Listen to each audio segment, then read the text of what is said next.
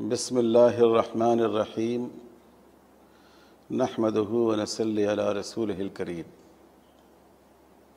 محترم بزرگوں، دوستوں، دینی بھائیوں اور بہنوں، اللہ تعالیٰ کا بے حد شکر و احسان ہے کہ اللہ نے اس سال بھی ہمیں رمضان المبارک کی سعادتوں سے نوازا ہے۔ ہمارے کتنے بھائی، بزرگ، رشتہ دار، دوست، احباب جو پچھلے سال ہمارے درمیان تھے، آج اس دنیا سے رخصت ہو چکے ہیں، لیکن اللہ نے ہمیں ایک بار پھر اس ماہ کی رحمتوں اور برکتوں سے فائدہ اٹھانے کا موقع عطا فرمایا۔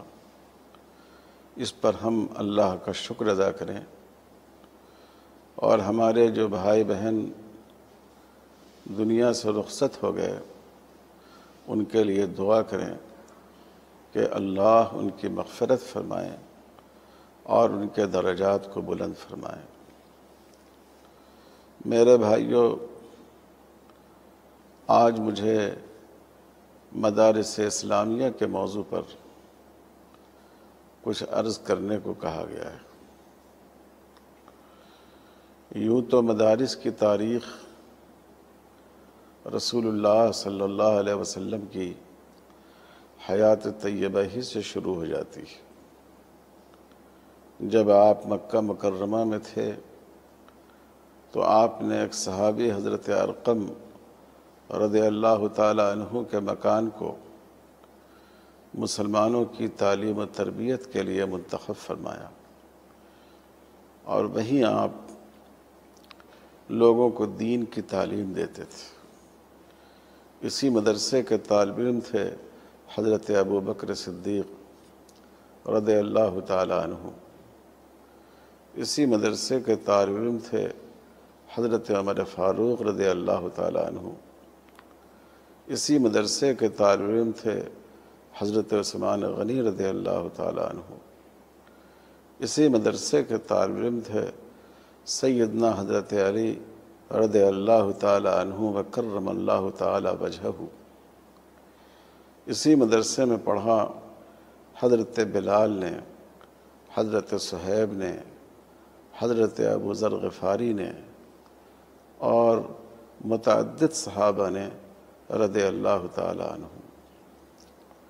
پھر جب آپ مدینہ تشریف لائے تو ابھی مسلمانوں کے اپنے مکان نہیں بنے تھے۔ آپ بھی حضرت ابو ایوب انصاری رضی اللہ تعالی عنہ کے مکان میں مقیم تھے، لیکن سب سے پہلے آپ نے مسجد اور مدرسے کی فکر کی۔ مسجد نبوی تعمیر ہوئی اور اس سے متصل ایک صفہ تعمیر ہوا۔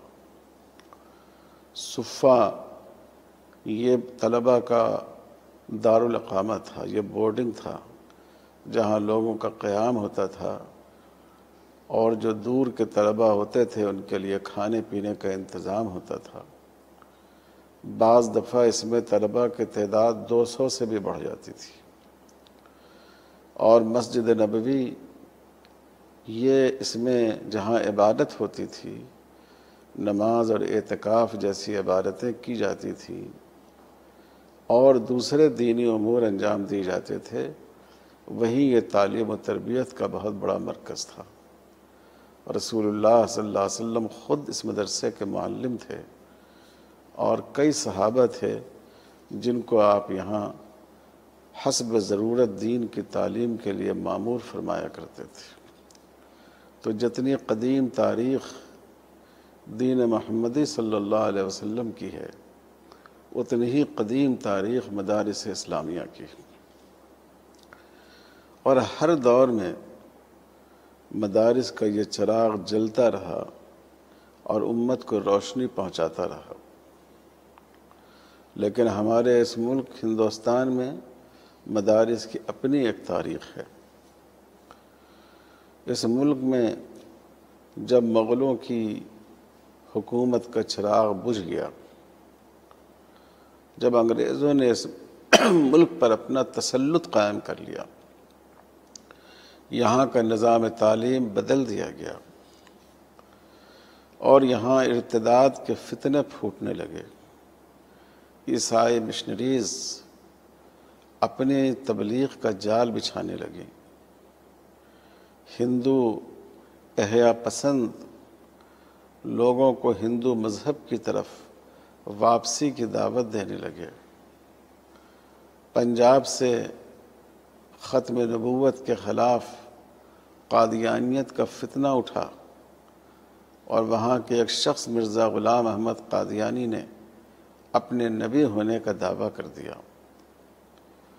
جب ایک ایسا گروہ مادیت پرست لوگوں کا، جن کو اس زمانے میں نیچری کہا جاتا تھا، وہ پیدا ہوئے جنہوں نے دین کے مسلمات کی تعویل کرنی شروع کر دی، اس وقت اس ملک میں مدرسوں کی داغ بیل ڈالی گئی۔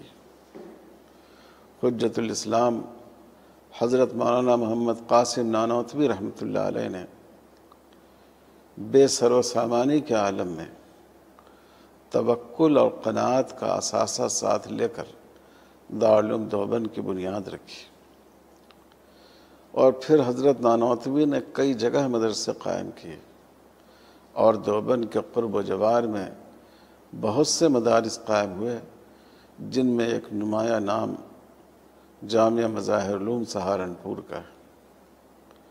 پھر یہ سلسلہ دراز ہوتا گیا، اس کا فیض عام ہوتا گیا۔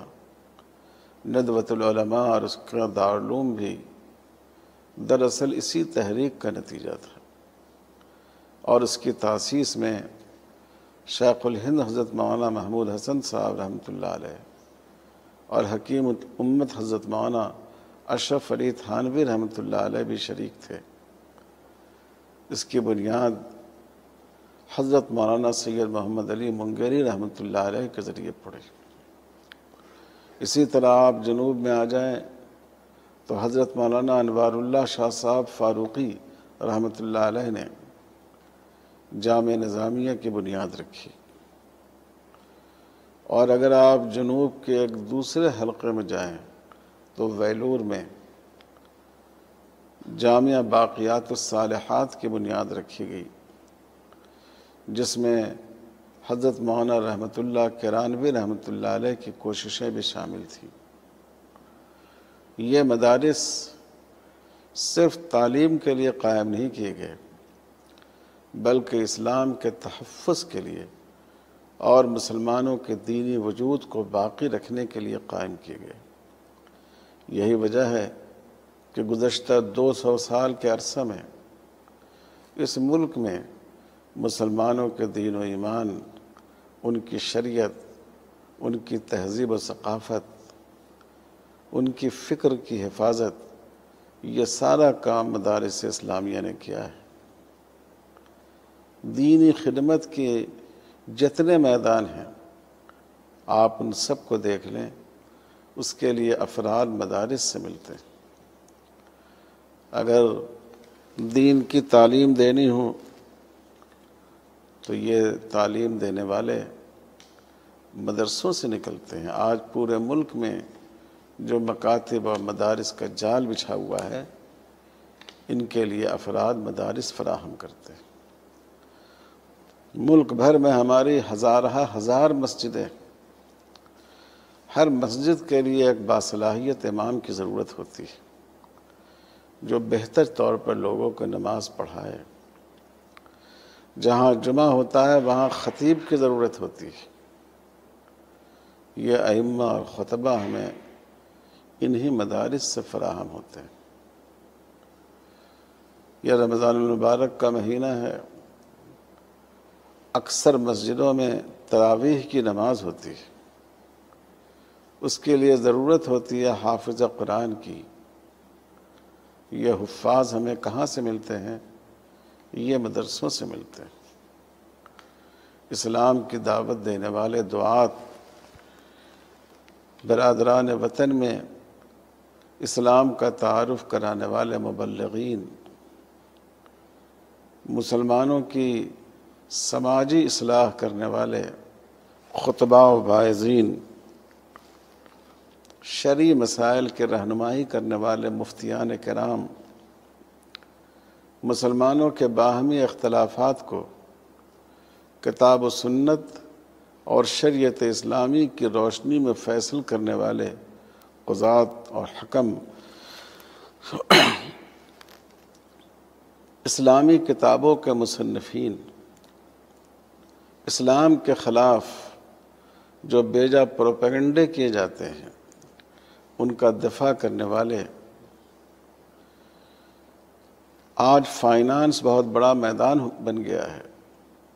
اسلامک فائنانس کے ماہرین اور شرعی رہنما و رہبر جو ماڈرن ایجوکیشن کے ادارے ہیں ان میں اسلامیات کی تعلیم دینے والے، غرض کے جتنے دینی اور ملی کام اسلام کی حفاظت و اشاعت اور اس کی تعلیم و تربیت کے تقاضے سے ہوتے ہیں، آپ دیکھیں ان سب میں مدارس کا خون جگر شامل ہے۔ پھر اس کے علاوہ موجودہ دور میں ایک بڑی اہم ضرورت سماجی خدمات کی ہے، خدمت خلق کی۔ آپ دیکھیں کہ اس وقت مدارس کے فضلاء سماجی خدمات کے میدان میں بھی نہایت ہی اہم رول انجام دے رہے ہیں۔ ابھی آپ نے دیکھا لاک ڈاؤن کی وجہ سے لاکھوں مزدور لقمے لقمے کو ترس گئے، گھروں میں فاقوں کی نوبت آ گئی۔ ان مدارس نے اس میں بہت اہم کردار ادا کیا۔ بہت سے مدرسوں نے اپنے یہاں کوارنٹائن سینٹر بنوائے، غریبوں کو مفت کھانا فراہم کیا، مزدوروں کی دستگیری کی، ان کی مدد کی، پھنسے ہوئے لوگوں کو باہر نکالا، گھر گھر راشن پہنچایا۔ اس میں مسلمانوں کا، مسلم تنظیموں کا، دینی مدارس کا، علماء کے زیر نگرانی قائم مجالس کا بہت بڑا رول ہے، اور بعض ادارے تو مستقل طور پر اس کام کو کر رہے ہیں۔ اسی طرح آپ دیکھیں اس ملک میں جتنی دینی تحریکات شروع ہوئیں اور جن کو بڑا فروغ اور بڑی پذیرائی حاصل ہوئی، ان سب کی بنیاد آپ کو مدرسے میں ملے گی۔ تحریک دعوت و تبلیغ جو آج دنیا کے کونے کونے میں پہنچی ہوئی ہے، کروڑوں مسلمان، ان کی اصلاح جماعت کے ذریعے ہوئی ہے۔ جو لوگ مسجد سے ناآشنا تھے، مسجد سے ان کا رشتہ جوڑا گیا۔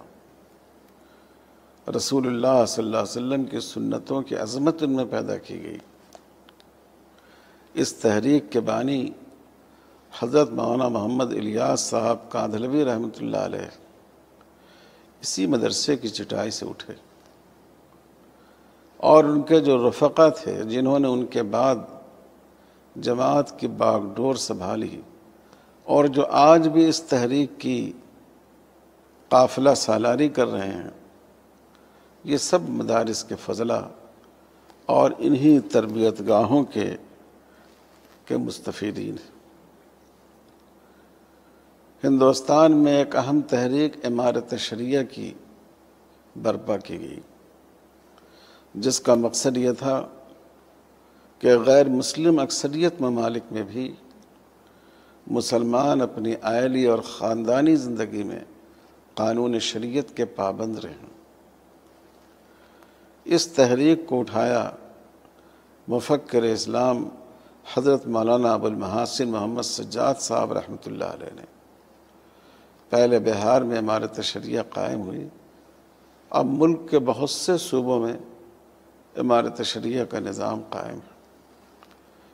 یہ مولانا سجاد اور ان کے رفقا کہاں تیار ہوئے؟ اسی مدرسے کی چہار دیواری میں تیار ہوئے۔ ملک کی ایک بہت ہی قدیم تنظیم جمعیت علماء ہند، جو مختلف میدانوں میں ملت اسلامیہ کی رہنمائی کرتی ہے، آج کہیں کوئی مسئلہ پیدا ہوتا ہے فوراً لوگوں کے ذہن میں جمعیت علماء کا نام آتا ہے۔ ملت اپنا حق سمجھتی ہے جمعیت علماء پر کہ وہ ان سے مطالبہ کرے کہ آپ اس ضرورت کو پوری کیجیے، اور وہ جماعتی اور تنظیمی اور مسلکی اور مشربی وابستگی سے اوپر اٹھ کر ملت کی رہنمائی کرتے ہیں۔ اس کے تمام ذمہ داران، اس کے بانیان، یہ سب وہ ہیں جو مدرسے کی دنیا سے نکلے اور انہوں نے خدمت کا ایک بہت بڑا نیٹ ورک قائم کیا۔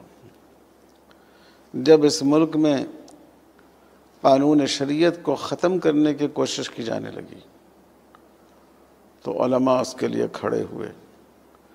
1937 میں انگریزوں کے دور میں شریعت اپلیکیشن ایکٹ پاس کرایا۔ 1939 میں قانون انفساخ نکاح مسلمین کو پاس کرایا، وقف کا قانون بنوایا۔ ملک کے دستور میں پرسنل لا کے تحفظ کی دفعات داخل کرنے میں کامیابی حاصل کی، اور جب بعد میں مسلم پرسنل لا کو متاثر کرنے کی کوشش کی گئی تو یہ علماء تھے جو اس کے مقابلے کے لیے کھڑے ہوئے۔ حکیم الاسلام حضرت مولانا قاری محمد طیب صاحب رحمۃ اللہ علیہ اور امیر شریعت حضرت مولانا سید منت اللہ رحمانی رحمۃ اللہ علیہ، یہ وہ بزرگ ہیں جو اس قافلے میں سب سے آگے تھے، اور ملک بھر سے، ملک کے کونے کونے سے علماء اس تحریک میں شامل ہوئے جو آج آل انڈیا مسلم پرسنل لا بورڈ کی شکل میں موجود ہے، اور مسلمانوں کا ملت کا سب سے معتبر نمائندہ اور ترجمان ادارہ سمجھا جاتا ہے۔ یہ سب مدارس اسلامیہ کے لوگوں کی دین ہے۔ جب اس ملک میں نفرت پھیلائی جانے لگی، فرقہ وارانہ فسادات کی کثرت ہوئی، تو ایک بڑے عالم، بین الاقوامی عالم، مفکر اسلام حضرت مولانا سید ابو الحسن علی ندوی رحمۃ اللہ علیہ نے بنیاد رکھی تحریک پیام انسانیت کی، کہ انسانی بنیادوں پر غیر مسلم بھائیوں کو قریب کیا جائے، انہیں دعوت دی جائے اور ملک میں امن اور بھائی چارہ قائم کیا جائے۔ اسی طرح بہت سے دوسرے ادارے غرض کے اسلام کے بقا کے لیے، شریعت کے تحفظ کے لیے، مسلمانوں کے مسائل کے لیے جتنی تحریکیں اس ملک میں اٹھی ہیں، اس میں اس کی رگوں میں مدارس اسلامیہ کا خون دوڑ رہا ہے۔ میرے بھائیوں اور بزرگوں، میں اس موقع سے فائدہ اٹھاتے ہوئے آپ سے عرض کروں کہ رمضان المبارک کے اس مہینے میں آپ کو مدارس کو یاد رکھنا چاہیے۔ دیکھیے، قرآن مجید میں زکوٰۃ کے 8 مصارف بیان کیے گئے۔ ان 8 مصارف میں 6 مصارف وہ ہیں جن کا تعلق غربا کی حاجت و ضرورت پوری کرنے سے، جیسے فقراء ہیں، مساکین ہیں، مسافرین ہیں، اور 2 مصرف ایسے ہیں جن کا مقصد اسلام کی سربلندی اور اسلام کا تحفظ ہے، یعنی فی سبیل اللہ کا مصرف، مؤلفۃ القلوب کا مصرف۔ اگر آپ دیکھیں تو مدارس اسلامیہ کو اگر زکوٰۃ دی جائے تو زکوٰۃ کا جو یہ دو بنیادی مقصد ہے، وہ دونوں مقصد بیک وقت حاصل ہوتا ہے۔ مدرسوں میں جو طلبہ پڑھتے ہیں غریب بچے ہوتے ہیں، اور زکوٰۃ کے ذریعے نہ صرف ان کی ضروریات پوری کی جاتی ہیں بلکہ اس کو ان کی تعلیم و تربیت کا ذریعہ بنایا جاتا ہے۔ اور دوسری طرف یہ مدارس اسلام کی حفاظت میں بہت ہی اہم کردار ادا کر رہے ہیں۔ اس لیے اگر مدارس کو آپ نے اپنی زکوٰۃ دی تو زکوٰۃ کے دونوں مقاصد کی تکمیل ہوگی۔ اسی لیے امام غزالی رحمۃ اللہ علیہ نے لکھا کہ طلبہ علوم اسلامیہ کو زکوٰۃ دینے میں دوہرا ثواب ہے۔ اور فقہ حنفی کی مشہور کتاب فتاوی عالمگیری میں لکھا گیا کہ ان حضرات کو زکوٰۃ دینے کا اجر و ثواب زیادہ ہے۔ تو اس لیے ہمیں مدارس کی طرف توجہ کرنی چاہیے۔ اس بات کو یاد رکھیے کہ موجودہ صورتحال میں مدارس کی اہمیت پہلے سے زیادہ ہو گئی۔ اس وقت ملک میں نفرت کی جو آگ سلگائی جا رہی ہے، جو اسلام فوبیا پیدا کیا گیا ہے، جس طرح اسلام کو، دین حق کو، شریعت اسلامی کو بدنام کرنے کی کوشش کی جا رہی ہے، اس ماحول میں مدارس اسلامیہ کی اور زیادہ ضرورت ہے، اور باصلاحیت، فکرمند، دردمند، دعوتی سلیقہ سے ہمکنار علماء کی ضرورت اور زیادہ بڑھ گئی ہے۔ اس لیے میں امید کرتا ہوں کہ آپ حضرات ان مدارس کی اہمیت کو محسوس کریں گے اور ان کو تقویت پہنچائیں گے اپنے تعاون کے ذریعہ۔ اللہ تعالی ہم سب کو توفیق عطا فرمائے۔